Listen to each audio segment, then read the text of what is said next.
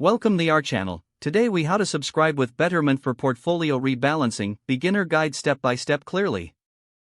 To get started with Betterment for portfolio rebalancing, first, visit the Betterment website. Create your account by clicking on the Get Started button. Enter your email address and create a secure password.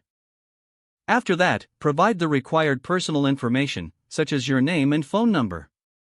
Next, answer some questions to determine your investment goals and risk tolerance. Once you have completed the questionnaire, review your investment options. Select the portfolio that best aligns with your financial goals. Now, link your bank account by providing your account details. After linking your bank account, you can transfer funds into your Betterment account.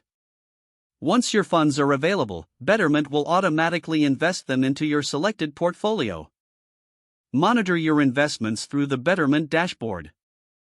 Periodically, Betterment will assess your portfolio's allocation. If your investments drift away from your target allocation, Betterment will notify you. You can adjust your preferences if necessary during these notifications. To rebalance your portfolio, follow the prompts provided by Betterment.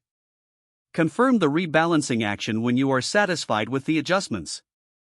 After rebalancing, check back regularly to track your portfolio performance.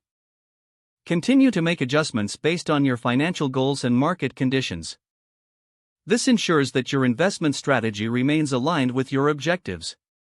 You're now on your way to effective portfolio rebalancing with Betterment. If the page does not load, refresh the browser or try again in a private or incognito window. Make sure you are using the correct email address, then retype it carefully to avoid small typos. If your password is not accepted, use the reset option and create a new strong password you can remember.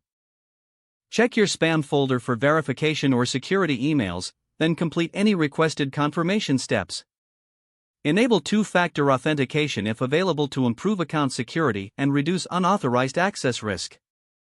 After signing in, review your profile details so your contact information and settings are accurate and current.